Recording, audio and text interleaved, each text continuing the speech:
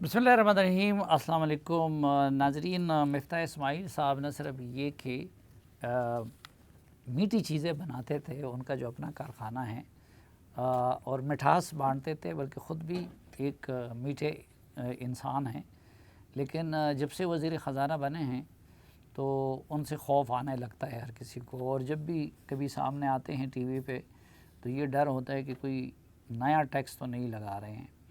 तो आज हमने उनको ज़हमत दी है, तो पहला सवाल तो उनसे यही पूछेंगे कि आपको देख के लोग डर तो गए होंगे, तो मज़ीद क्या इरादा है? कोई नए टैक्स, कीमतें बढ़ा रहे हैं, कुछ कर रहे हैं बिजली के?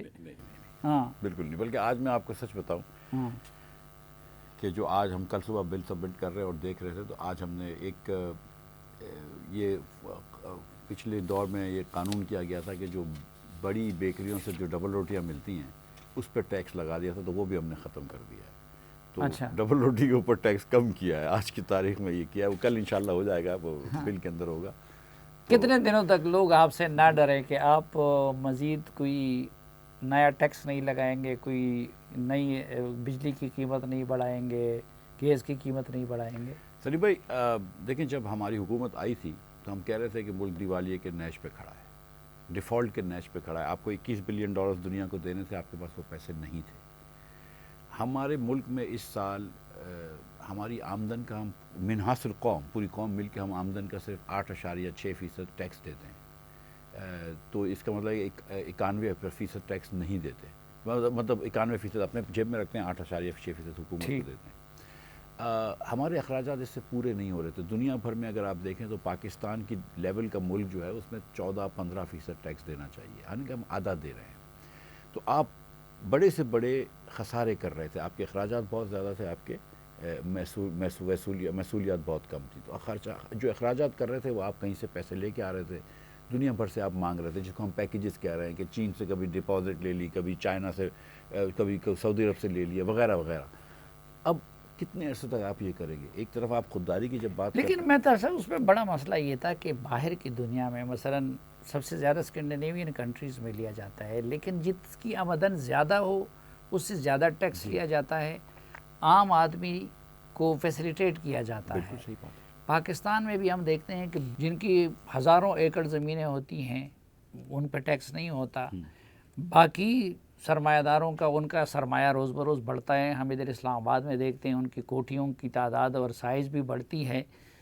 तो आपने वो काम क्यों नहीं किया? क्योंकि आप बिजली की कीमत बढ़ाते हैं तो गरीब यकसा तबाह होता है, आप कुछ और करते हैं तो आप लोगों से तो बड़ी तवक्को थी कि भाई आप मामला रिवर्स कर लेंगे, अमीर को निशाना बनाएंगे, आपने तो गरीब को निशाना बनाया। सर, यही बात मैं क्लियर कर दूँ, ये बात दुरुस्त है आपकी कि हमने पेट्रोल की कीमत बढ़ाई है और पेट्रोल के ऊपर इस वक्त ना कोई टैक्स है ना कोई नुकसान है। हुकूमत का नुकसान ख़त्म हो गया, जो नुकसान कर रहे थे वो ख़त्म हो गया, जो इमरान खान ने शुरू किया था अपनी हुकूमत बचाने के लिए।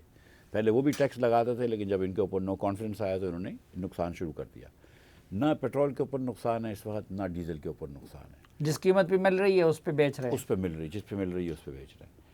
बिजली के ऊपर नुकसान कर रहे हैं, गैस के ऊपर नुकसान कर रहे हैं, लेकिन इन चीज़ों के ऊपर नुकसान नहीं कर रहे। अब आप आइए कि ये अमीरों के ऊपर और गरीबों, और ये बात आपकी दुरुस्त है। हम मिसाल के तौर पर साबुन पे टैक्स लगाते हैं, हम सर्फ पे टैक्स लगाते हैं, अच्छा, ये मैं भी ख़रीदता हूँ, मेरा ड्राइवर भी ख़रीदता है, ज़ाहिर है, लेकिन मैं तो मेरी इनकम का तो बहुत छोटा हिस्सा साबुन पे जाता है या चीज़ों पे जाता है। मेरे ड्राइवर की इनकम तो तकरीबन इन्हीं चीज़ों में लग जाती है, सर्फ हो जाती है। तो इसको कंजम्पशन टैक्स कहते हैं, और ये टैक्स जो है ये बिल्कुल, इसको कहते हैं अंग्रेज़ी में रिग्रेसिव, कि ये गरीब लोगों के ऊपर ज़्यादा लागू होता है। हमने इस बार क्या किया, हमने इस बार अमीर लोगों के ऊपर टैक्स लगाया है। 15 करोड़ रुपए की इनकम से ज़्यादा जिसकी इनकम हो उससे 1% मांगा एक्स्ट्रा। 29% वो देते थे, अब हमने कहा 30% दो, जिसको हम सुपर टैक्स कह रहे हैं। 20 के ऊपर हमने कहा 2, 25 करोड़ रुपए के ऊपर 3, और 30 करोड़ रुपए से ऊपर जिसकी इनकम हो, कंपनी की या इंडिविजुअल की, 30 करोड़ रुपए से ऊपर, उससे हमने कहा है आप 4% अपने इनकम का टैक्स ज़्यादा दें, 1 करोड़ 20 लाख रुपए नहीं कि ज़्यादा दें आप, अगर आपकी 30 करोड़ रुपए से इनकम ज़्यादा है। और मैं आपको यकीन दिला रहा हूँ कि जिसकी इनकम 30 करोड़ रुपए से ज़्यादा है, अगर उसके 1 करोड़ 20 लाख रुपए हम और ले लेंगे तो उसके बच्चों को नहीं पता चलेगा। नहीं, मैंने तो कल ही उस पर ट्वीट किया था कि ये भी नहीं होना, ये चाहिए कि साल 2 साल के लिए इनकी जो इनकम है उनसे आधा लिया जाए, जो करोड़पति है, यानी जो इनकम का।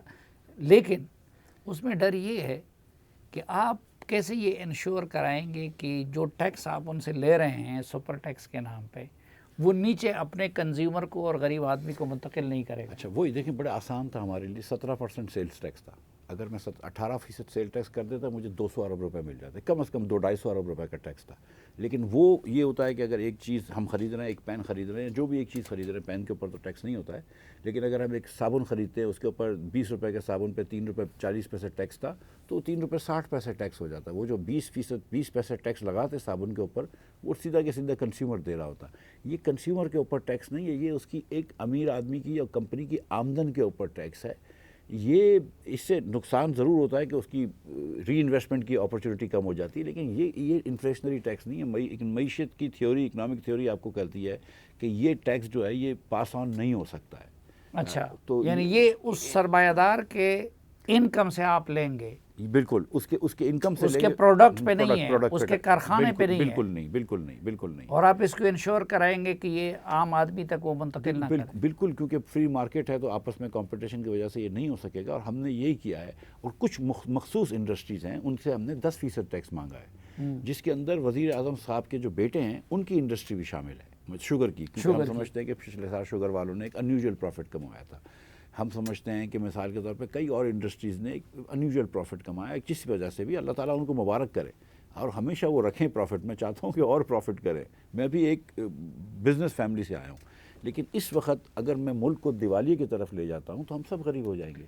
تو اس سال بہتر نہیں ہے کہ ہم 10% دے دیں اپنی انکم کا تھوڑا سا زیادہ حصہ، اور ملک کو دیوالیے سے وہ بچائیں۔ جو انڈسٹری پہ آپ نے 10% لگایا ہے، صرف مخصوص انڈسٹری پہ، مخصوص 13 انڈسٹریز پہ، تو وہ تو منتقل کریں گے نا ان کو؟ کیسے کریں گے؟ وہ تو صرف ایک ون ٹائم ٹیکس لگا ہے، آپ کا ون ٹائم ٹیکس لگا ہے آپ کی انکم کے اوپر، آپ کی کاسٹ کے اوپر تو نہیں لگا ہے۔ ہم آپ کی کاسٹ کو تو نہیں بڑھا رہے، ہم آپ کی قیمت فروخت کو نہیں بڑھا رہے، ہم آپ کی قیمت خرید کو نہیں بڑھا رہے، ہم تو کہہ رہے ہیں جو نفع آپ نے کیا ہے اس میں سے ہم 10% لیں گے۔ تو ہم آلریڈی 29% لے رہے تھے، اب 39% لے لیں گے۔ اس سے قیمتوں میں فرق نہیں آئے گا، قیمتیں میں بالکل فرق نہیں آئے گا اس سے۔ اچھا، آپ نے تنخواہ دار طبقہ جو ہے جی، وہ تو پہلے سے ٹیکس دے رہا ہے، بالکل لوگ کہتے ہیں بھائی ٹیکس نیٹ کو بڑھاؤ۔ جی، آپ نے پہلے بجٹ سپیچ میں کہا بھی تھا کہ میں ان پہ مزید ٹیکس نہیں لگاؤں گا، لیکن آپ نے تو وہ کم کر دیا۔ جی، میں نے دیکھیں جو 1 لاکھ روپے سے کم کے جو لوگ تھے تنخواہ دار، ان کے اوپر ہم نے 0 ٹیکس رکھا تھا۔ پچھلے دور میں عمران خان صاحب کی حکومت میں 5% ٹیکس تھا، 50,000 روپے پہلے چھوڑ دیتے تھے، 50,000 کے بعد 50,000 1 روپے سے لے کے 1 لاکھ روپے تک وہ 5% ٹیکس تھا۔ تو کل عمران خان صاحب تو کہہ رہے تھے کہ آپ 50,000 والے تک بھی لے آئے۔ نہیں، 50,000 سے لاکھ روپے کے درمیان ہم نے ٹیکس لگایا ہے، 2.5%۔ خان صاحب کے دور میں وہ 5% تھا۔ خان صاحب کو اس چیز کا علم نہیں ہوتا ہے اگین، اور دوسرا ایک تو یا اگر علم ہے تو جھوٹ بولنے سے ان کے اوپر کوئی وہ اپنے اوپر قدغن نہیں لگاتے جھوٹ بولنے کی، تو وہ انہوں نے لکھ دیا کہ بھائی 50,000 روپے اوپر کوئی ٹیکس لگایا، نہ 50,000 کے اوپر ٹیکس لگایا، اور 50 سے لاکھ کے درمیان جو ٹیکس لگایا ہے وہ خان صاحب کی حکومت سے آدھا لگا ہے۔ لیکن بہرحال اللہ بڑا ہے۔ اچھا، وہ تو بہرحال، لیکن یہ ہے کہ جو پہلے سے ٹیکس دے رہا ہے، جی، حکومتیں ان کو مزید نچوڑتی ہے، لیکن ٹیکس نیٹ کو نہیں بڑھاتی۔ یہ جو بڑی بڑی جاگیریں ہیں اور جو زمینیں ہیں، زرعی ٹیکس، میں کسان کی بات نہیں کر رہا ہوں، کسان بیچارہ تو خوار ہو رہا ہے، ان کو آپ لوگ ٹیکس نیٹ پہ کیوں نہیں لاتے؟ اس پہ بھی بات کرتے ہیں۔ دیکھیں، ایک تو ایگریکلچر ٹیکس جو ہے وہ میں نہیں لگا سکتا ہوں، کیونکہ یہ صوبے لگا سکتے ہیں۔ یہ آپ نے 73 کے آئین کے اندر ایک کانسٹیٹیوشنل اسکیم بنائی تھی، اس کے تحت وفاقی حکومت کو اجازت ہی نہیں دی ہے، تو اس کا ہم کچھ نہیں کر سکتے۔ ہم نے ایک چیز کی ہے بھارت، ہم نے کہا کہ اگر آپ کے پاس سمجھ لیجیے 2 یا 3 گھر ہیں، 2 گھر ہیں لیس سے، تو پہلا گھر تو آپ کی رہائش کا ہے، وہ ہم نے چھوڑ دیا۔ دوسرا اگر آپ کے پاس گھر ہے اور اس پہ آپ اگر کرایہ لے رہے ہیں اور کرایہ کا ہم کو آپ اس کے ٹیکس دے رہے ہیں تو بڑی اچھی بات ہے۔ اگر آپ کرایہ بھی نہیں لے رہے اور ہم کو ٹیکس نہیں دے رہے تو ہم اس پہ امپیوٹ کریں گے کہ آپ کو کرایہ آتا ہے، ہم فرض کریں گے کہ آپ کو کرایہ آتا ہے اور اس کا ہم ٹیکس لیں گے، جو کہ 1% آپ کی پراپرٹی کے برابر ہوگا۔ اسی طرح اگر آپ کا ایک خالی گھر، خالی زمین رکھی ہوئی ہے آپ کے اوپر، تو ہم اس پہ بھی امپیوٹ کریں گے کہ آپ کی ٹیکس لگ رہا ہے آپ کو، کیونکہ آپ کی انکم بھی بڑھ جاتی ہے اس پہ، مطلب زمینوں کی قیمت بھی بڑھتی ہے، تو ہم اس پہ بھی ٹیکس لیں گے۔ اس سے یہ ہوگا کہ جو لوگ 6-6, 8-8, 10-10 پلاٹس رکھتے ہیں، اور آپ کو پتہ ہے کہ شہروں میں رکھا جاتے ہیں یہ، ان سے ہم تھوڑا سا ٹیکس وصول کریں گے۔ تو پہلی مرتبہ ہم سچ مچ آپ کو بتا رہا ہوں کہ سیریسلی پروگریسو ٹیکس ہے، اور یہ شہباز شریف کی ویلیوز ہیں، جس ویلیوز کے اوپر وہ جا رہے ہیں اس کو ریفلیکٹ کیا ہے میں نے۔ نہیں، یہ تو ان کو ویلیوز تو اچھی بات، لیکن میرا اپنا ایک مسئلہ ہے جو میں سمجھنا چاہتا ہوں۔ میرا اسلام آباد میں گھر نہیں ہے، میں کرائے کے گھر میں رہتا ہوں۔ ابھی بھی جب بنا رہا ہوں 10-15 مرلے کا تو وہ اسلام آباد سے باہر بنا رہا ہوں کیونکہ میں یہاں پہ افورڈ نہیں کر سکتا اسلام آباد میں. اس کے برعکس عمران خان صاحب کا پتہ نہیں 300 کنال ہے کہ کتنا ہے. جی جی جی. زرداری صاحب کا ایک گھر اسلام آباد میں، ایک لاہور میں، ایک کراچی میں. آپ کی قیادت کا رائے ونڈ میں، ماڈل ٹاؤن میں، باقی جگہوں پہ. اب مجھے یہ سمجھائیں کہ یہ کیا یہ ظلم نہیں ہے اور اس کا کوئی آپ طریقہ نہیں نکال سکتے کہ پچھلے سالوں میں میں نے عمران خان سے زیادہ ٹیکس دیا ہے؟ کیوں؟ میں تو شافی صاحب ایک سال میں جتنا ٹیکس دیتا ہوں اتنا عمران خان نے زندگی میں ٹیکس نہیں دیا ہے. اس میں کیا بڑی بات ہے؟ نہیں تو یہی میں کہہ رہا ہوں نا، عمران خان کون سا معیار آ گیا ہے یار ٹیکس دینے کا؟ مطلب لاکھ روپے ٹیکس دیتا ہے. میرا وہ عمران خان کی میں نے مثال دی نا کہ میں بغیر گھر کے کرائے کے گھر میں ہوں اور وہ 300 کنال کے گھر میں ہیں، لیکن میرا ٹیکس ان سے زیادہ کیوں ہے؟ کیونکہ آپ کی آمدن آپ سچ دکھا دیتے ہیں. اور وہ دیکھیں میری تو یہی میں کہتا ہوں نا کہ اگر ایک گھر بھی ہو نا، آپ نے تو یہ رکھا ہے نا کہ بھئی ایک سے زیادہ گھر ہو، صافی صاحب دیکھیں ہم تو اگر ایک خاص حد سے زیادہ کربوں کا گھر ہو تو اس پہ آپ ٹیکس کیوں نہیں لگاتے؟ سر دیکھیں پراپرٹی ٹیکس جو ہے نا وہ ہم نہیں لگا سکتے، وہ صوبے لگاتے ہیں. آپ یہ ایک آئینی اسکیم کو سمجھیں کہ پراپرٹی ٹیکس صوبے لگاتے ہیں، زرعی ٹیکس صوبے لگاتے ہیں. وہ بھٹو صاحب کے زمانے میں جو ایسے قسم کے ٹیکس تھے وہ انہوں نے دے دیے. اسلام آباد تو صوبوں میں نہیں آتا. نہیں اسلام آباد نہیں آتا صوبوں میں. اسلام آباد تو ہم اسلام آباد پہ ٹیکس لگا سکتے ہیں. اب پراپرٹی ٹیکس کو چھوڑ دیں، ایک اس پہ آئے. آپ جو ٹیکس دیتے ہیں اپنی تنخواہ پہ دیتے ہیں، تنخواہ پہ ٹیکس ہم لگاتے ہیں. اس پہ جس پہ میں نے بہت بحث بھی کری تھی کہ میں اس ٹیکس کو کم کرنا چاہتا ہوں اور اللہ نے تو مجھے وسائل دیے. لیکن دیکھیں پاکستان میں دکاندار ٹیکس نہیں دیتے، ہم ان کو نیٹ میں لے کر آ رہے ہیں. میں گولڈ شاپس کو لے کر آیا ہوں، سوناروں کو ٹیکس میں لے کر آیا ہوں، میں فرنیچر والوں کو ٹیکس میں لے کر آؤں گا. اور میں آپ کو اگلے 2-3 مہینے میں، کیونکہ اس وقت مجھے پہلے ذرا ڈیفالٹ سٹیف کرنا تھا، آئی ایم ایف سے ڈیل کرنی تھی، بجٹ نکالنا تھا.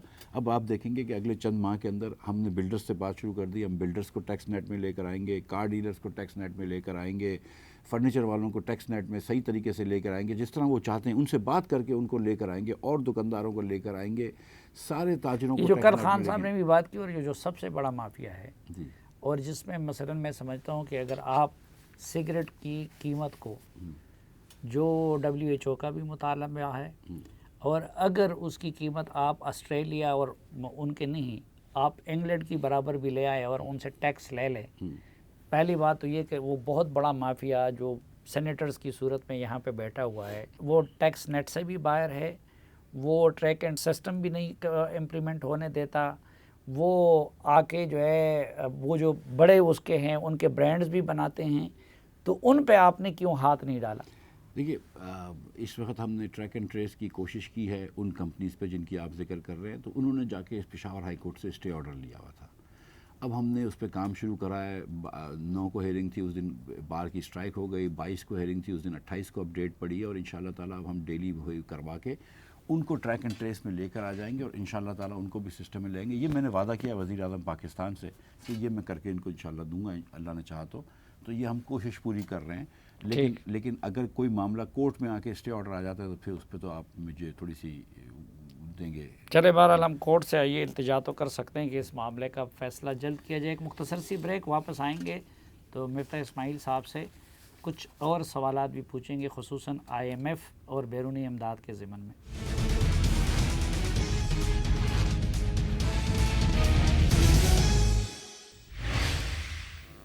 ایک بار پھر خوش آمدید آپ کو. جرگے میں ہمارے ساتھ ہیں وفاقی وزیر خزانہ جناب مفتاح اسماعیل صاحب. مفتاح اسماعیل صاحب، IMF سے ڈیل ہو گئی ہے یا ہو رہی ہے؟ IMF سے بات چیت ہو گئی ہے اور تھوڑی سی بات چیت ہو بھی رہی ہے. میں آپ کو یہ بتا دوں، سوری بڑا آنسر میرا سیدھا نہیں ہے. کل انشاءاللہ پیر کے دن مجھے گزشتہ کل فون آیا تھا، IMF سے میری بات ہوئی تھی. تو کل انشاءاللہ پیر کے دن مجھے وہ MEF بھی مل جائے گا، memorandum of economic and financial policy, جس کے اوپر ہمارا اسٹاف لیول اگریمنٹ ان سے ہوگا. کل یہ مل جائے گا. اس وقت وہ ہم سے دو حصے ہوتے ہیں IMF کی بات چیت کے. ایک حصہ جو مشکل حصہ ہوتا ہے وہ ہوتا ہے بجٹ کا، وہ ختم ہو چکا ہے. اس پہ بات چیت ہو گئی ہے، وہ ختم ہو گیا، سارا اگریمنٹ ہو گیا ہے. IMF نے جو ہم سے بات کی تھی انہوں نے اپنی ہیڈ مینجمنٹ سے پوچھ لیا، ان کے مینجمنٹ نے بھی اس کو ہاں کہہ دیا، وہ سب صحیح ہو گیا. دوسرا حصہ ہوتا ہے اسٹیٹ بینک کے ٹارگٹ سیٹ کرنے کا کہ آپ کے اتنے ریزروز ہونے چاہیے، اتنا یہ ہونا چاہیے، اتنا. اس کے اوپر تھوڑی سی میرے خیال سے 1 دن کی بات رہ گئی ہے.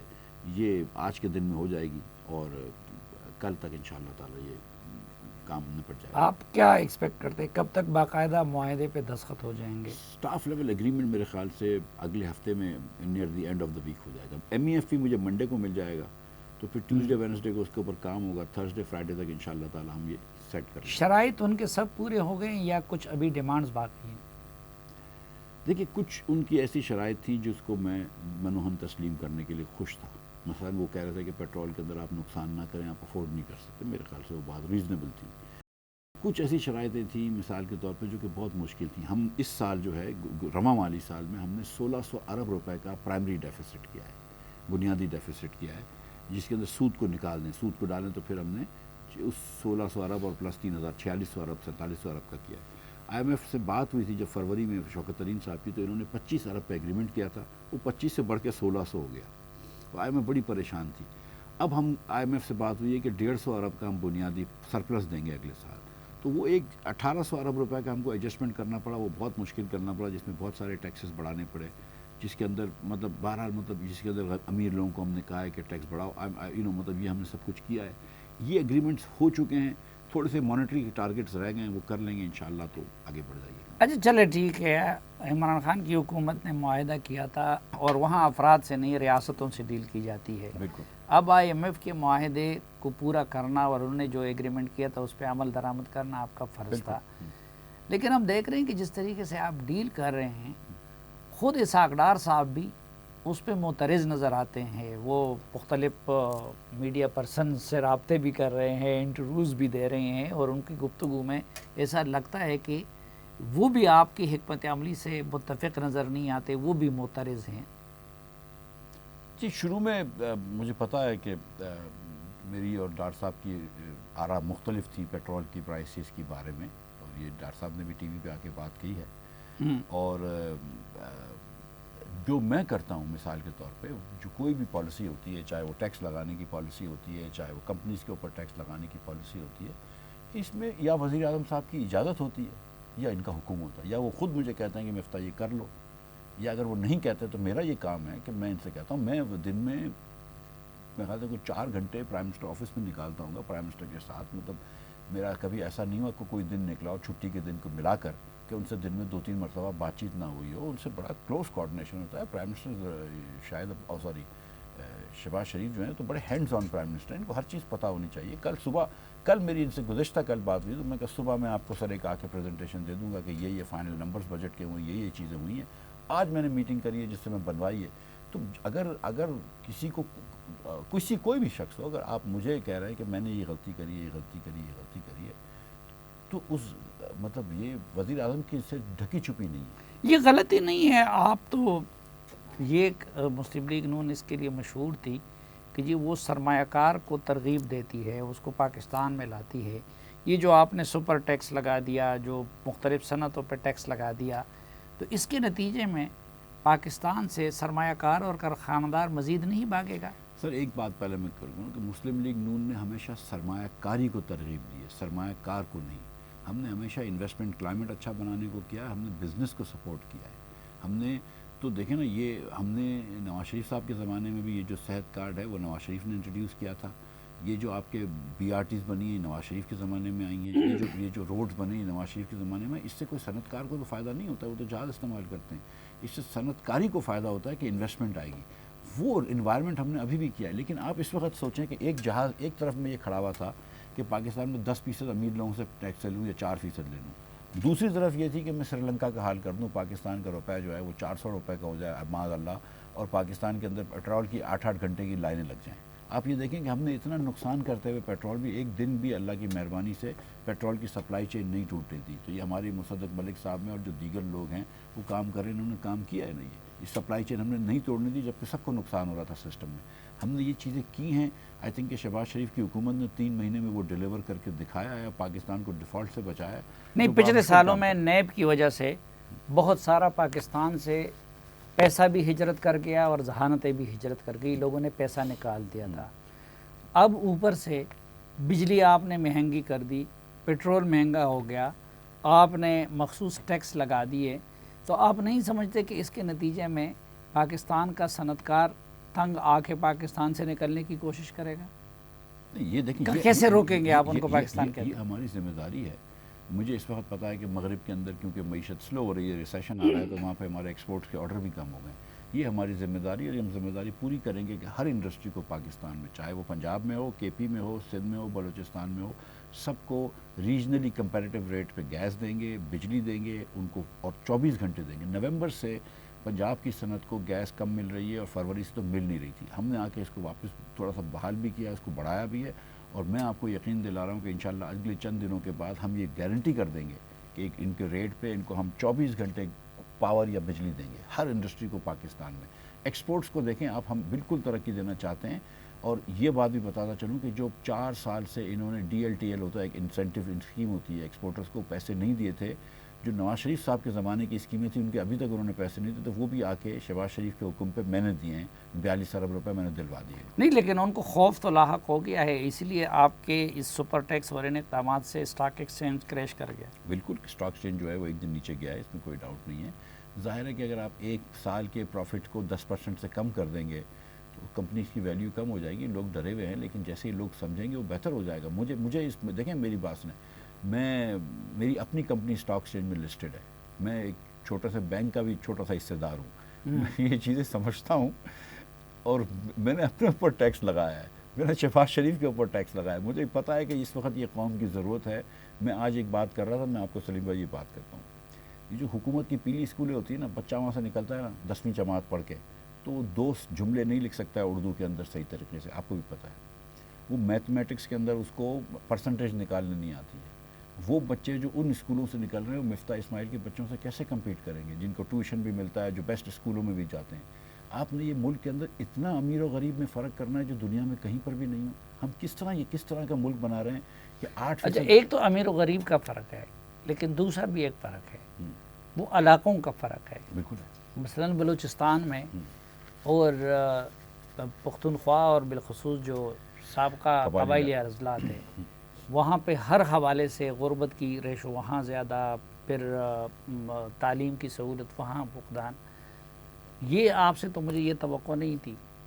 آپ نے وہ جس طرح آپ نے کہا کہ نا میں نے اپنے کارخانے پہ, اس کے حوالے سے میں پرسنلی بڑا ٹچی ہوں, تو اس کے فنڈز آپ نے کیوں وقت دیے قبائلی اضلاع کے؟ چلے وہ بھی بات کر لیتے ہیں. ڈیولپمنٹ کا ایک بھی پیسہ نہیں کاٹا ہے.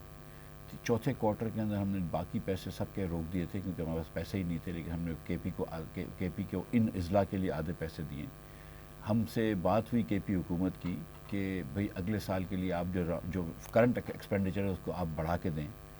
ہم نے ان سے کہا کہ کیوں بڑھا کے دیں, ان کا ہمارا خرچہ زیادہ ہے. اور میں نے ان کو یہ بھی اشور کیا, یہ کشمیر والوں کو بھی کیا اور گلگت بلتستان والوں کو بھی کیا کہ آپ لوگ اپنے بجٹ, کشمیر والوں نے کہا تھا ہم بجٹ پیش نہیں کریں گے. ہم نے کہا آپ بجٹ پیش کریں, اگر آپ کے اخراجات بڑھ گئے آپ ہم سے آ کے بات کریے گا, ہم کو تھوڑا سا دکھا بھی دیجیے, سمجھا بھی دیجیے. دیکھیں سر, کے پی میں جب کے پی کے انضمام ہوا تھا, جب فاٹا کے علاقہ, تو اس وقت یہ بات ہوئی تھی کہ 100 ارب روپیہ ان کو ملے گا اور چاروں صوبے اور وفاق چاشوں مل کے کنٹریبیوٹ کریں گے. یعنی 3% آف دا ڈیویزیبل پور which were more than 100 billion. کسی نے نہیں دی.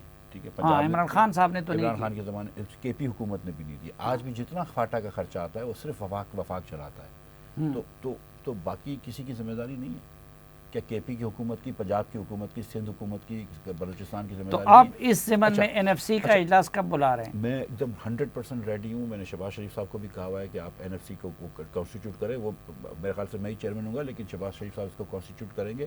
اور ہم بالکل ریڈی ہیں کہ کے پی کی پاپولیشن کو اس کو جو ریفلیکٹ کرے کہ ٹرائبل ایریاز کا جو فارمر ٹرائبل ایریاز مل گئے ہیں تو کے پی کی پاپولیشن میں وہ ریفلیکٹ, بالکل ریڈی ہیں. آپ وہ دیں گے 3% آف دا ڈیویزیبل پول دینے کی کوشش کریں گے؟ میں بالکل اس میں ریڈی ہوں, بالکل ریڈی ہوں. اگر یہ کے پی کی پاپولیشن کو اس میں لے کے آتے ہیں تو ہم, لیکن پچھلے 3-3.5 سالوں میں تو ایک سال میں بھی پی ٹی آئی کی حکومت وہ نہیں دے سکی, تو اس کا بھی کوئی ازالہ کریں گے؟ سر گزارش یہ ہے, دیکھیں ہر چیز کا ازالہ نہیں ہو سکتا. میں آپ کو سچ بتا رہا ہوں. تو پھر اگر آپ سچ مچ جائیں تو 70 سال سے آپ نے وہ کے پی کے لوگوں کو آپ نے محروم رکھا ہوا ہے ٹرائبل ایریاز کے اندر.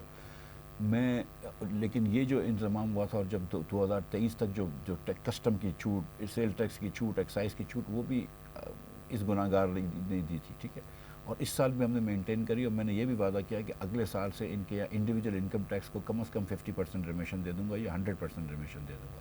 کہ اگر وہاں پہ کوئی انڈیویجول پیسے کما رہا ہے اس سے ہم سے انکم ٹیکس نہیں لیں گے, لیکن کمپنیز کے اوپر اب کچھ نہ کچھ ٹیکس لگانا پڑے گا کیونکہ وہ کافی ہیر پھیر ہوتی ہے, گڑبڑ ہوتی ہے. ہیونگ سیڈ دس, اس کے لیے یہ صرف فائنانس منسٹری کی بات نہیں ہے، اس کے لیے ٹھیک تمام صوبوں کو اور تمام حکومتوں کو بیٹھ کر، اور یہ آپ نے اب دیکھ بھی لیا ہے کہ اگر اس ملک کو آپ نے ایک ساتھ چلانا ہے تو مطلب بلوچستان ہو یا کے پی ہو، کہیں پر بھی احساس محرومیت اتنی نہیں ہونی چاہیے، اور جو کہ جینون ہے. اور ایک اگر مطلب جس طرح امیر اور غریب کے تفاوت کو کم کرنا ہوگا، اسی طرح امیر اور غریب علاقوں کے درمیان بھی تفاوت کو بالکل کم کرنا ہوگا. 100%. بہت شکریہ جناب مفتاح اسماعیل صاحب ہمیں وقت دینے اور جرگہ میں تشریف لانے کے لیے. ناظرین ایک مختصر سی بریک، جس کے بعد ایک اور موضوع پہ بات.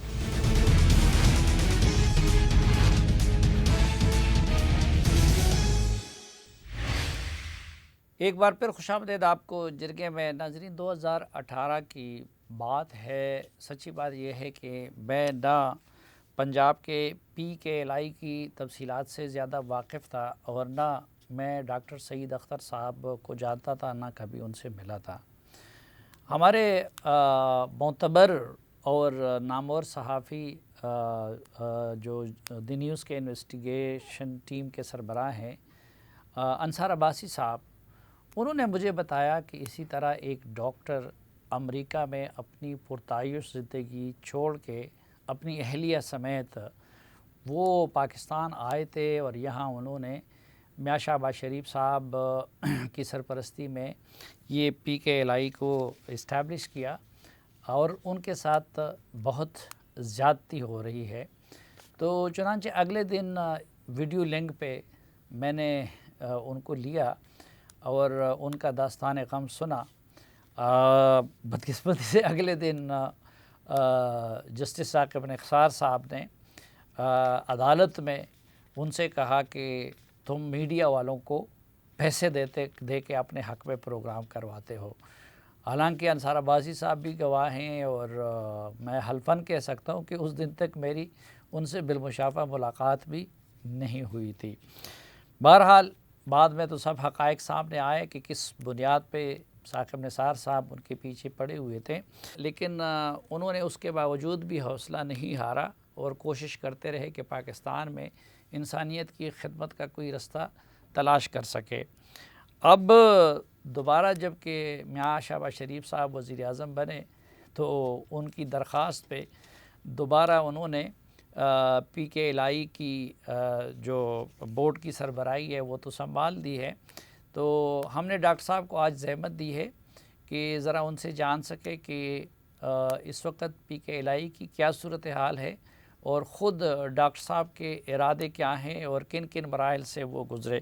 ڈاکٹر صاحب، یہ جو سب کچھ ہوتا رہا تو آپ مایوس نہیں ہوئے، یا دوبارہ امریکہ جا کے اپنی زندگی اسی طرح پرتعیش شروع کرنے کے سوچ آپ کے ذہن میں نہیں آیا؟ دیکھیے، پی کے ایل آئی جو ہے نا کسی ہسپتال کا نام نہیں ہے. پی کے ایل آئی بیسکلی ایک مشن کا نام ہے، اور مشن یہ ہے کہ اللہ کی غریب مخلوق کی خدمت کر کے اللہ کو راضی کیا جائے. تو جب آدمی کسی مشن کے لیے نکلتا ہے تو مشن میں اپس اینڈ ڈاؤنز آتے ہیں. نو ڈاؤٹ کہ ایک وہ مشکل وقت تھا، لیکن ہمارا سارا کام فیتھ بیسڈ ہے. تو جب آدمی کا فیتھ یہ ہو کہ جب پتہ بھی اللہ کے حکم کے بغیر نہیں ہلتا تو کوئی بھی چیز ہو. اور پھر آپ دیکھیے ہمیں جو اللہ تعالیٰ نے حکم دیا ہے نا وہ ایفرٹ کرنے کا ہے، تو ایفرٹ ہم کرتے رہیں گے. رزلٹس کا ہمیں مکلف نہیں ہوں، اللہ تعالیٰ اس کا. ڈاکٹر صاحب، آپ نے فرمایا کہ یہ پی کے ایل آئی صرف ایک ہاسپٹل کا نام نہیں ہے، تو اس کا کیا تصور تھا آپ کے ذہن میں، اور جب آپ لوگوں نے اسٹیبلش کیا تو اس میں کس طرح کی سہولیات تھی لاہور میں؟ صحیح. دیکھیے دو بیسک کمپوننٹس ہیں پی کے ایل آئی کے. ایک یہ ہے کہ ایک ایسا ادارہ بنے جہاں پہ کوئی غریب وہاں سے واپس نہ جائے اس لیے کہ اس کے پاس پیسے نہیں ہیں. دیکھیے صاحب ہمارے ہاں اتنی غربت ہے کہ جس کی کوئی انتہا نہیں. اور غربت کے ساتھ جو بیماری کا کمبینیشن ہے، اور یہ بات میں کوئی 1,00,000 مرتبہ سے زیادہ کہہ چکا ہوں کہ بیماری ایز اٹ از اللہ تعالیٰ کی طرف سے ایک بہت بڑا امتحان ہے.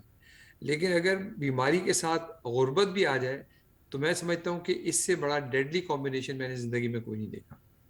یعنی جو حضور صلی اللہ علیہ وسلم کی حدیث ہے کہ فقر سے پناہ مانگو، اس لیے کہ فقر جو ہے وہ کفر کے نزدیک کر دیتا ہے. تو میں نے اس کو ان ریئل لائف دیکھا ہے، یاد رکھی. تو دو بیسک فنڈامنٹل کانسیپٹس ہے. ایک یہ کہ ایک ایسا ادارہ بنے جو کہ جس میں کوئی غریب علاج سے اس لیے محروم نہ رہے کہ اس کے پاس پیسے نہیں.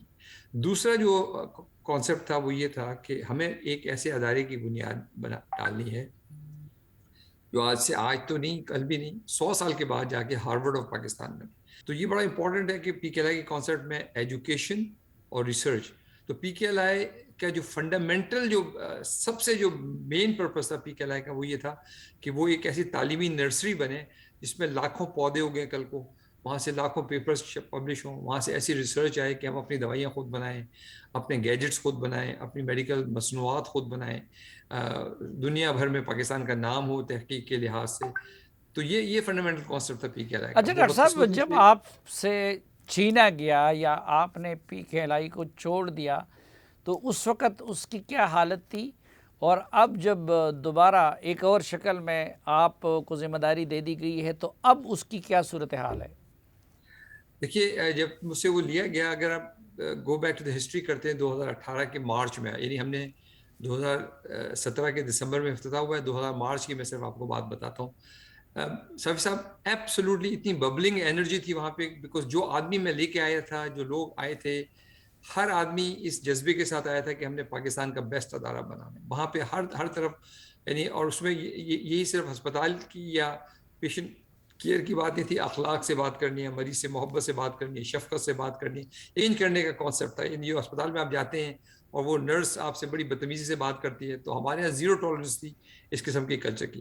تو جب میں وہاں سے جب میں نے چھوڑا ہے, یعنی پریکٹیکلی جب سو موٹو ہو گیا, تو سارا کام پھر ہماری ساری انرجیز بجائے ادارے کو بنانے میں ساری ان چیزوں میں لگنی شروع ہو گئی, جو کہ کس طرح سے اپنے آپ کو لیگلی ڈیفینڈ کیا جائے, جس کی کوئی بیس ہی نہیں تھی. دیکھیے نا, کیس کیا تھا, کیس یہ تھا کہ انہوں نے کہا کہ جی آپ بہت زیادہ تنخواہیں دے رہے ہیں. پھر اگلی پیشی میں انہوں نے کہا نہیں آپ تنخواہیں تو بہت زیادہ نہیں دے رہے, وہ تو میں نے دیکھ لیا ہے, اب آپ بتائیں کہ اس پہ جو پیسے خرچ ہوئے وہ. تو میں نے اس کو کہا کہ اس پہ ہم نے کوئی پیسے خرچ نہیں کیے, گورنمنٹ کا ایک ادارہ ہے آئی ڈیپ, وہ اس کو بنا رہا ہے, اگر آپ نے پوچھنا ہے تو آئی ڈیپ سے پوچھیں. لیکن اچھا ایک ڈاکٹر صاحب بریفلی بتائیے کہ آپ کو ادھر کتنی تنخواہ مل رہی تھی اور آپ امریکہ میں منتھلی کتنی کماتے تھے؟ مطلب کوئی کمپیریزن نہیں ہے اس کا, مطلب آپ اس کو بڑے آرام سے 20-25 گنا تو کم از کم کہہ سکتے ہیں جو میں وہاں کماتا تھا. اور آپ اپنے ساتھ باہر سے اور بھی ڈاکٹر لائے تھے؟ اس میں پیسہ تو کوئی کاز ہی نہیں ہے نا, یہ پیسہ تو اگر کمانا ہے تو امریکہ سے بہتر کوئی جگہ ہی نہیں ہے. لیکن میرا مقصد یہ تھا کہ ایک چھت کی, دیکھیے جب ادارہ بنانا ہوتا ہے نا, تو آپ چاہتے ہیں کہ دنیا کے بیسٹ آف دا بیسٹ لوگوں کو ایک چھت کے نیچے جمع کریں. تو میں نے جو سب سے بڑی چیز جو میں سمجھتا ہوں میری اچیومنٹ تھی وہ یہ تھی کہ میں نے 150 لوگوں سے 150 پیپل فرام یو کے اینڈ یو ایس اے, انہوں نے سائن اپ کیا کہ ہم آئیں گے, کچھ فل ٹائم آئیں گے, کچھ پارٹ ٹائم آئیں گے.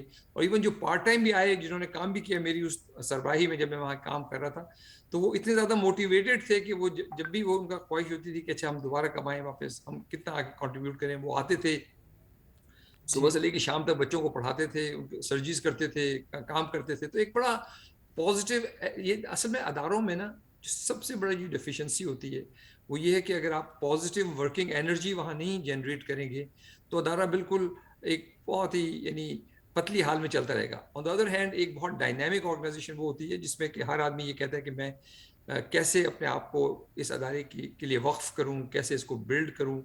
تو اس میں سے بھی جو 30 لوگ جو فل ٹائم آئے تھے اس میں سے 17 پھر واپس چھوڑ کے چلے گئے. تو مطلب میں سمجھتا ہوں کہ یہ پاکستان کی ہسٹری میں ریورس برین ڈرین کا سب سے بڑا منصوبہ تھا پاکستان کا, اور اس سے 4-5 ہزار لوگوں کو نوکریاں ملنی تھی.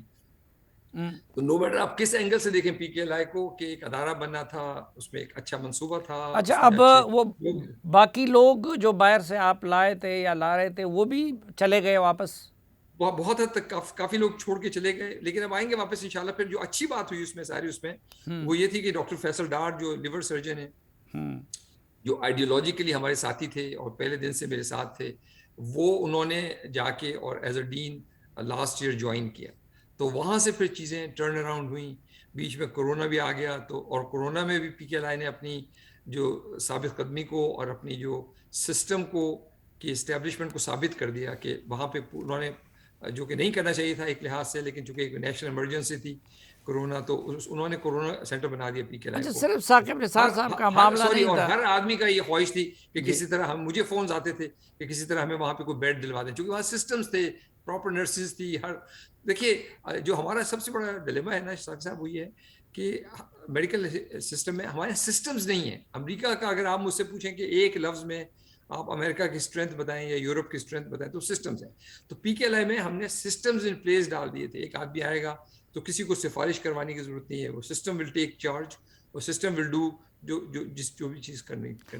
اچھا صرف ثاقب نثار کا معاملہ نہیں تھا, جو پی ٹی آئی کی حکومت تھی اور پی ٹی آئی کی صوبائی وزیر صحت تھی, وہ بھی یہ کہتے تھے کہ جی اس کے لیے جو لاء بنایا گیا ہے وہ بھی ٹھیک نہیں ہے, اور شہباز شریف صاحب نے بھی یہ غلطیاں کی ہیں اور آپ کو بھی اس طرح سے نوازا گیا ہے. تو اس کے جواب میں آپ کے پاس کیا وضاحت ہے؟ دیکھیے لاء یہ تھا, جب یہ شہباز شریف صاحب سے میری انیشیل میٹنگ ہوئی تو میں نے ان سے ایک ہی بات کہی, میں نے کہا دیکھیں اگر ہم اس کو واقعی ایک سینٹر آف ایکسلنس بنانا چاہتے ہیں تو اس میں کسی قسم کی پولیٹیکل انٹرفیئرنس اور کسی قسم کی بیوروکریٹک انٹرفیئرنس نہیں ہو سکتی. اگر یہ ہوگی تو میں نہیں آؤں گا. آئی پلینلی ریفیوزڈ. میں نے کہا کہ, اور ابھی بھی جب میں نے واپس آنے کا وعدہ کیا ہے ان سے تو اس شرط پہ کیا ہے کہ جو ہمارا پہلا والا لاء تھا ہم اس کو ری اسٹیبلش کریں گے. دیکھیے کوئی بھی ادارہ جب آپ اس میں انٹرفیئرنس ہونے لگتی ہیں, آپ سفارش پہ لوگ داخل کرنے شروع ہوں گے, ادارہ تباہ ہو جائے گا. اور یہ یہاں پہ میں اس بات کی گواہی دیتا ہوں کہ ٹو ڈیٹ جب تک میں وہاں رہا ایک دن نہ کسی منسٹر نے اور نہ شہباز شریف صاحب نے نہ ان کے آفس نے کسی قسم کی ہمارے کام میں انٹرفیئر کرنے کی کوشش کی. اور یہی ریزن تھی کہ 3 سال میں ہم نے پاؤں پہ کھڑے ہو کے ہم چلنے اور یہ کرال کرنا ہم نے شروع کر دیا. اچھا اب اس میں دیکھیے جہاں تک میرا سوال تھا, میں 4 سال وہاں پہ 2015 سے لے کے 2017 تک 3 سال وہاں پہ سی او تھا. میری جو تنخواہ تھی وہ 15 لاکھ روپے مہینے تھی. وہ اس لیے 15 لاکھ روپے مہینہ تھی کہ شوکت خانم کا سی او جو تھا اس زمانے میں 21 لاکھ روپے لے رہا تھا, شفا کا سی او 25 لاکھ لے رہا تھا. 15 لاکھ ایز اے سی او میری تنخواہ طے ہوئی تھی. اچھا, لیکن میں نے اس میں سے ایک پیسہ نہیں لیا, چونکہ یہ میں پیسے کے لیے کر ہی نہیں رہا تھا. میں اپنے پیسے پہ لاہور جاتا تھا, اپنے پیسے پہ لاہور رکتا تھا, جا کے اپنے پیسے پہ واپس آتا تھا. ایک سنگل سینٹ ایز اے سی او میں نے تنخواہ نہیں لی. جب 2017 میں, اور اس دوران میں ہفتے میں 1 یا 2 دن میں آ کے شفا میں جو میری بیس تھی وہاں وہ پریکٹس کرتا تھا اور اپنے رزق حلال کماتا تھا. اس کے بعد جب وہ میں وہاں پہ فل ٹائم موو ہو گیا تو پھر میری تنخواہ as a head of the department 12 lakh روپے متعین ہوئی, جو کہ ہمارے جو پے اسٹرکچر تھا اس کی جو کم ترین سطح تھی ہے as a head of the department کی, میں نے وہ رکھی اپنی تنخواہ. اس لیے کہ دیکھیں یہ تنخواہ میرا نہ پہلے مقصد تھا نہ آج مقصد صرف ادارہ بنانا تھا. کہ یہ گورنمنٹ کے جو لوگ ہیں جو گورنمنٹ کے دفتروں میں کام کرتے ہیں یا گورنمنٹ کے ڈاکٹرز ہیں وہ کہتے ہیں کہ جی ان کو تو صرف 1.5 لاکھ روپے تنخواہ ملتی ہے, مگر وہ پھر شام کو اپنی پرائیویٹ پریکٹس کرتے ہیں, 40-50 لاکھ روپے کماتے ہیں, انڈاکیومنٹڈ انکم ہے. ہمارے ڈاکٹرز کی یہ شرط تھی کہ وہ پی کے ایل آئی کے باہر کام نہیں کر سکتے, اس لیے کہ اس کے بغیر ایکسلنس نہیں آ سکتی. اگر آپ پی کے ایل آئی کے باہر کام کریں گے تو آپ ایکسلنس لا ہی نہیں سکتے. مطلب ایک آدمی ہے وہ 3 جگہ جا کے سرجریاں کر رہا ہے, پیچھے اس کا مریض بلیڈ کر رہا ہے تو مر جائے گا. تو ہمیں جو ایکسلنس کی پہلی کنڈیشن یہ ہے کہ آپ فل ٹائم وہیں پہ اپنے آپ کو کمٹ کریں, اور یہ ریزن تھی کہ ہم ان کو 10-12 لاکھ روپے تنخواہ. ڈاکٹر صاحب ایک اعتراض پی ٹی آئی کا اور ان کے پنجاب حکومت کا یا عمران خان صاحب کا میرے لگتا تھا کہ بھائی اگر کسی ادارے پہ سرکار کا پیسہ لگ رہا ہے تو پھر اس سے وزیر صحت کا یا محکمہ صحت کا اور سرکار کا تعلق کیوں نہیں ہونا چاہیے, اس پہ اس کی نگرانی کیوں نہیں ہونی چاہیے؟ نہیں ہونی چاہیے. نہیں یہ کون سا, دیکھیے ہم نگرانی سے ہم نے نہیں کیا, ہم نے کہا پورا آپ اس کی پولیٹیکل اونرشپ لیں, آپ اس کی کمپلیٹ آڈٹ کا نظام کریں. ہم تو آڈٹ میں صافی صاحب اس حد تک گئے کہ ہمارے جو آڈیٹرز تھے وہ ارنسٹ ینگ اور فرگوسن تھے, اور پھر گورنمنٹ آڈیٹر جنرل تھا. آڈٹ سے ہمیں کوئی اعتراض نہیں تھا. ہم تو یہ کہتے تھے کہ آڈٹ تو ہماری اسٹرینتھ ہے, بیکاز اگر ہم نے اس کو آگے بڑھ کے جب پبلک کے سے پیسے جمع کرنا تھا تو ٹرانسپیرنسی تو پہلی کنڈیشن ہے ہماری. میں اتنے عرصے سے پی کے آئی چلا رہا ہوں تو ہم نے یہ سمجھ لیا ہے کہ جب تک آپ آنیسٹ نہیں ہوں گے اور ٹرانسپیرنٹ نہیں ہوں گے, اور یہی ریزن ہے کہ میرے جو دوست ہیں وہ آنکھ بند کر کے مجھے ڈونیشن دیتے رہے لاسٹ 15 سال 20 سال سے پی کے آئی کے لیے, جو اسلام آباد میں اپنا ہسپتال ادارہ چلاتا رہا ہوں شفا کے اندر غریب مریضوں کے لیے. تو ہمیں اس چیز پہ قطعی کوئی وہ نہیں تھا. ہمارا یہ تھا کہ ہمارے آپ آپریشنز میں انٹرفیئر نہیں کریں گے. دیکھیے کیا ہوتا ہے کہ ایک آدمی آ گیا, اس نے کہا جی اس کو رکھ لیں آپ, اب وہ آدمی کسی قابل نہیں ہے, وہ خود بھی کام نہیں کرے گا, وہ دوسروں کو بھی خراب کرے گا, ادارے کو تباہ کر دے گا. ایک سنگل آدمی میں نے اداروں کو تباہ ہوتے ہوئے دیکھا ہے. اور یہ تو بیسک فنڈامنٹل کانسیپٹ یہ تھا کہ گورنمنٹ ایک ادارہ بنانا چاہتی تھی, ان کے پاس پیسے تھے اور زمین تھی مگر ایکسپرٹیز نہیں تھی. ہمارے پاس ایکسپرٹیز ہے مگر پیسے اور زمین نہیں ہے. ہم نے یہ جوائنٹ وینچر کیا. ایک بات مجھے سمجھ نہیں آ رہی ہے کہ عمران خان صاحب نے خود بھی شوکت خانم اسپتال بنایا ہے, اس کی مثالیں بھی دیتے ہیں. وہ ماضی میں آپ کا ان کے ساتھ تعلق بھی رہا, آپ کسی پولیٹیکل پارٹی سے ایفیلیٹڈ بھی نہیں ہے. تو اس دوران جب آپ کے ساتھ اور پی کے ایل آئی کے ساتھ یہ سب کچھ ہو رہا تھا تو آخر ان کو کیا آپ سے اس وقت مخاصمت ہوا، اور کبھی آپ نے عمران خان صاحب کے نوٹس میں یہ چیز لائے تھے یا ان سے ملنے کی کوشش کی تھی؟ یہ اتنی زیادتی ان کے ہوتے ہوئے کیوں ہوئی؟ میں عمران خان صاحب کے ساتھ بہت نزدیک میں نے کام کیا ہے، بلکہ جو عمران خان صاحب اور پی ٹی آئی کی جو ہیلتھ پالیسی ہے اس کی بالکل آئی ایم بگننگ، اس کے شروع سے میں اس کا آرکیٹیکٹس میں ون آف دا آرکیٹیکٹ ہوں، اور اس کا جو فنڈامنٹل تھیم تھی صافی صاحب جو عمران صاحب کی ہیلتھ کیئر پالیسی ہے وہ یہ تھی کہ ٹوٹل ڈیسنٹ اینڈ انڈیپینڈنس، اور اسی بیس پہ پی کے ایل آئی کو، تو یعنی جو ایکچولی جو theme of P T I government تھی وہی ہم نے پی کے ایل آئی میں استعمال کی تھی، مگر مجھے نہیں سمجھ میں آیا کہ وائی وہ پی کے ایل آئی کو الٹا انہوں نے ریورس کر کے اور سرکار کے حوالے کر دیا۔ ایک تو یہ بات ہوگی، دوسری بات یہ ہے کہ یہ بالکل آپ کی بات صحیح ہے، جب یہ سارا کچھ ہو گیا تو میرے پاس عمران صاحب کا پرائیویٹ نمبر بھی تھا، تو جب وہ پرائم منسٹر بن گئے تو میں نے ان کو میسج کیا کہ دیکھیں یہ اس وقت میں نے زندگی میں ایک اسپاٹلیس کیریئر گزارا ہے، کبھی آج تک ایک پیسہ حرام کا نہیں کھایا، یہ ایک فریولس قسم کا لا سوٹ میرے خلاف کیا ہے چیف جسٹس صاحب نے، تو میں آپ سے ملنا چاہوں گا، لیکن میں اس وقت آپ سے ملوں گا جبکہ وہی کورٹ جس نے مجھ پہ الزام لگایا وہی مجھے ایک کلین چٹ دے دے گی۔ تو جب وہ سب کچھ ہو گیا انہوں نے ان کا جواب آیا کہ نہیں بالکل فیئر بات ہے، جب آپ ہو جائے تو مجھ سے رابطہ کیجیے۔ جب وہ ہو گیا تو میں نے ان سے رابطہ کیا، میں نے کہا کہ اسی واٹس ایپ پہ کہ بھائی اب مجھے الحمدللہ سپریم کورٹ نے کلین چٹ دیا، میں چاہتا ہوں کہ اس ادارے کو آپ آگے لے کے چلیں، بلکہ میں نے ان کو یہ بھی کہا کہ جب میں شہباز شریف صاحب کے پاس گیا تھا تو میں نے ان کو بتایا تھا کہ میں پی ٹی آئی کا ورکر رہا ہوں، تو انہوں نے کہا ڈاکٹر صاحب میں آپ کو ایز اے اکیڈیمک لے کے آ رہا ہوں، یہاں پہ میرا کوئی انٹرسٹ نہیں ہے اس میں کہ آپ پی ٹی آئی کے ورکر تھے یا آپ کیا چیز تھے، میں تو آپ کو ایز اے پروفیشن یہاں پہ لے کے آ رہا ہوں۔ تو جب میں نے ان کو کہا تو انہوں نے کہا کہ ٹھیک ہے پھر آپ برکی صاحب سے مل لیں، جو نوشیروان برکی ان کے جو کزن ہیں ان کے، جی ہیلتھ کے افیئرس کو دیتے ہیں، تو میں نے برکی صاحب سے ملا تو ان کا تو بہت ہی نیگیٹو رویہ تھا کہ نہیں آپ نے تو سفید ہاتھی بنا لیا، جو بات میں کہتا تھا وہ سمجھنے کی کوشش نہیں کرتے تھے۔ ان کا میں نے کہا آپ کو پتا ہے کہ یہاں پہ 2 کروڑ کی پاپولیشن کو ہیپیٹائٹس بی اور سی ہے، کیسے سفید ہاتھی بنا لیا؟ پورے پاکستان میں ایک بڑا ادارہ کڈنی لیور کا ہے نہیں، جو کہ اور اس ریجن میں تو خاص طور پہ چلے اللہ تعالیٰ ادیب رضوی صاحب کو اچھا رکھے کہ کراچی میں انہوں نے ایس آئی یو ٹی بنا دیا، اس پورے ریجن میں، پورے کے پی کے میں، پورے پنجاب میں، بلتستان میں، کشمیر میں، اس پورے ناردرن ریجن میں کوئی ایک سنگل ادارہ ایسا نہیں ہے جو غریب کو اس طرح سے کیٹر کرتا ہو as a centre of excellence. میں نے کہا یہ کس طرح سے آپ کہہ سکتے ہیں کہ یہ سفید ہاتھی بنا دیا آپ نے؟ تو ہماری بڑی ہیٹڈ قسم کی ان کے ساتھ گفتگو ہوئی، بیکاز وہ بات کر رہے تھے بالکل غلط بات کر رہے تھے، اور میں نے ان کو بالکل کنفرنٹ کیا، اور میں خیال ہے that may be the reason, I don't know, کیونکہ میں نے پھر عمران خان صاحب سے بہت ملنے کی کوشش کی لیکن وہ نہیں ملاقات ہو سکی میری، ہر پوائنٹ پہ کہیں نہ کہیں وہ چیز بلاک ہو جاتی تھی۔ پھر میں نے اللہ کے حوالے کیا، میں نے کہا دیکھیں میرا کام ایفرٹ کرنا ہے، کسی بھی ایک دن میں نے نہ اپنی ایفرٹ میں کمی نہیں کی، even in my lowest hours میرا اللہ پہ بہت اسٹرانگ فیتھ رہا ہے، اور اللہ تعالیٰ نے پھر اس کا صلہ مجھے یہ دیا ہے کہ میں صاحب خود میں سے کھڑا رہا ہوں، تو اللہ تعالیٰ نے پھر مجھے وہاں پہ بٹھا دیا، میں پھر اپنی کوشش کروں گا، پھر کچھ نہیں ہوگا تو میں اپنی ایفرٹ کرتا رہوں گا، اور انشاءاللہ یہ اسٹرگل تو لائف لانگ ہے، آگے چلتی رہے گی۔ بہت شکریہ ڈاکٹر صاحب۔ ناظرین اس کے ساتھ ہی جرگے سے اجازت چاہوں گا، سلیم صافی اور جرگہ کی پروڈکشن ٹیم کو اجازت دیجیے، اللہ حافظ۔